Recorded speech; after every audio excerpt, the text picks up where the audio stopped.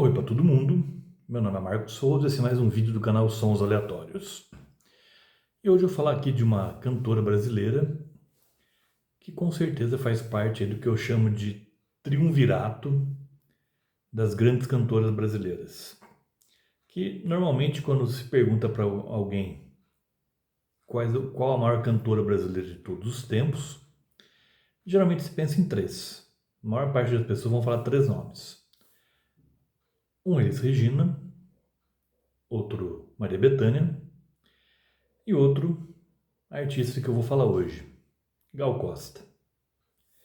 Quem for mais acadêmico ou mais antigo pode chegar a citar Dalva de Oliveira ou Ângela Maria, mas eu acredito que 80% das pessoas que você chegar e perguntar de supetão se quem foi o maior cantor brasileiro de todos os tempos, vai falar um desses três nomes.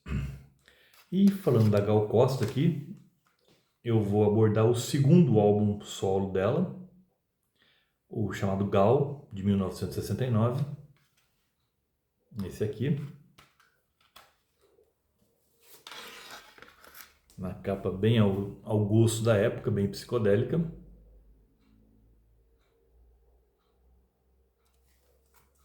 Que é uma edição em CD bem simples.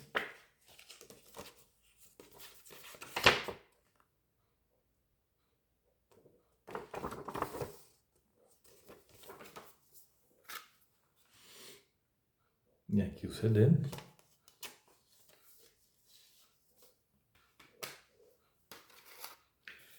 Então a Gal Costa começou ali com o restante dos artistas baianos, aí o Caetano, Gil e Bethânia. Ela primeiro lançou um álbum conjunto com o Caetano Veloso, o Domingo, que é pré-tropicalista, é bem mais bossa novista.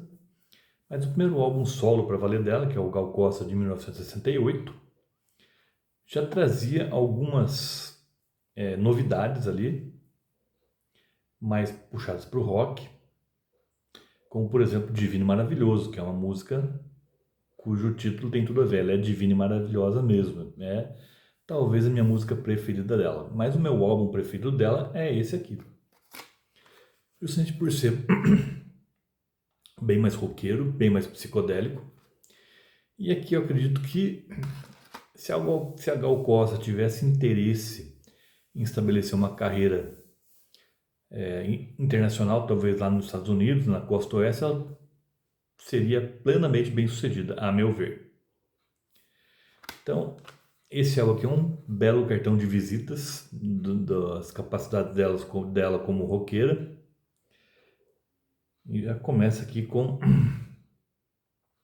Cinema Olímpia, uma composição do Caetano Veloso, no qual ela dá bem uns vocais lá meio Janis Joplin também, mas sem esquecer uma certa doçura que ela sempre teve na voz.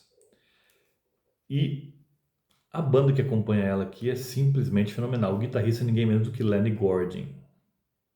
Outro também que se quisesse ter uma carreira internacional, se não fosse tão maluco quanto foi, né? Se não tivesse, fosse alguém mais disciplinado talvez, mas também não tinha nada a ver com ele ser tão disciplinador, ele viveu do jeito que ele gostaria mesmo. Então não vou julgá-lo aqui, nem tenho esse direito, mas eu acredito que ele, caso quisesse, poderia ter uma carreira internacional bem sucedida também, porque talento para isso ele tinha de sobra.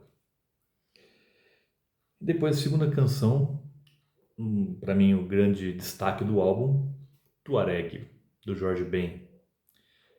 Hoje Jorge Ben, mas na época ainda Jorge Ben, para mim sempre vai ser o Jorge Ben.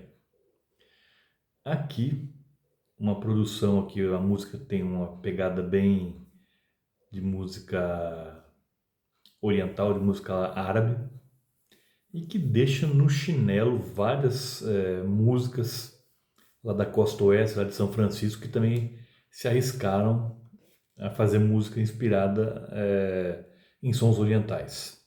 Aqui tudo funciona na mais perfeita ordem. É uma música, é uma composição brilhante do Jorge Ben, mostra que ele é um compositor privilegiado e diferenciado. E aqui tudo corre de maneira muito natural.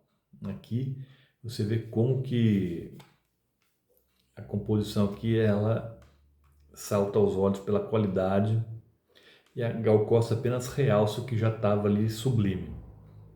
Para mim, o grande destaque do álbum.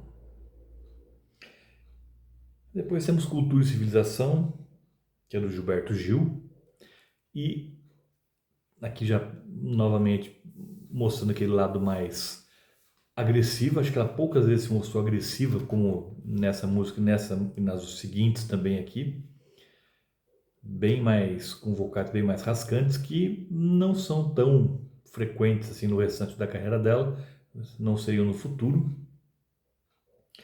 E tanto Cultura e Civilização quanto Com Medo e Com Pedro, que é outra música também que é do Gilberto Gil, que está aqui também, apareceram como faixas bônus cantadas pelo próprio autor no segundo álbum solo dele, naquele box ensaio geral.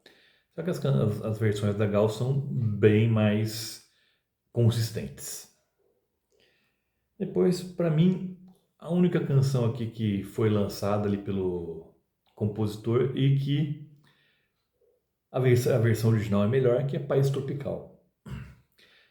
Não que a versão aqui dela seja ruim, muito longe disso, é uma ótima versão e tem aqui a participação tanto do Caetano quanto do Gil. Mas para mim a versão do Jorge Ben é insuperável. E depois temos uma canção Meu Nome é Gal, que foi feita pelo Roberto e pelo Erasmo Carlos, aqui pela dupla. E aqui ela se arrisca um pouco na soul music, na música negra americana, com resultados brilhantes também aqui. Ela tem uma criatividade nos vocais que faz brilhar qualquer composição, mas se a composição for boa, aí fica simplesmente sensacional, como é o caso aqui. Depois eu falei Com Medo e Com Pedro, depois as outras canções, The Empty Boat, que tem a participação do Macalé, Objeto Sim, Objeto Não, que é do Gilberto Gil, Empty Boat do Caetano, Objeto Sim, Objeto Não do Gil, e Pulsars e Quasars, que é da dupla Macalé e Capinã.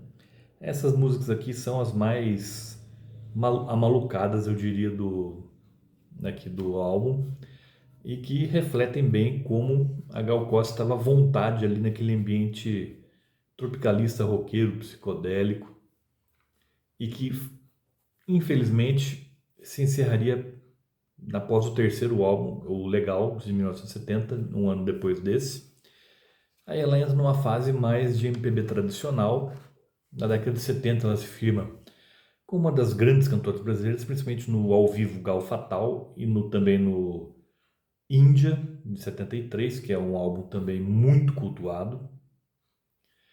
Porém, na década de 80, ela consegue um grande sucesso comercial, mas aquelas músicas que ela gravou na década de 80 normalmente não me empolgam. Músicas como Festa no Interior ou Balancê, que fizeram grande sucesso comercial, sim, porém não são para mim. Essas músicas eu já não escuto. Lamento, eu sei que para ela foi ótimo, ela ganhou um bom dinheiro com isso, mas essas canções mais popularescas assim eu já não curto. Depois ela voltaria a ficar mais sofisticada em álbuns como O Sorriso do Gato de Alice, também já na década de 90. Infelizmente ela morreu aí há pouco, acho que foi pouco mais de um ano, se não me engano, mas cumpriu com louvor aí o seu papel na música brasileira, sem dúvida. Como eu falei, ela está aí no pódio das melhores cantoras brasileiras de todos os tempos. Agora, se a melhor é realmente ou é a Elis Regina, ou a Maria Bethânia, ou a Gal Costa, cabe a você decidir. Dessas três, para mim, a Gal Costa talvez seja a minha preferida. Às vezes a Elis Regina, às vezes a Gal Costa. A Maria Bethânia, apesar de reconhecer que ela é uma excelente cantora, está alguns degraus abaixo, na minha opinião. E lembrando a todos que toda terça-feira tem vídeo novo no canal. Por hoje eu fico por aqui. Vejo vocês na próxima terça-feira. Até lá!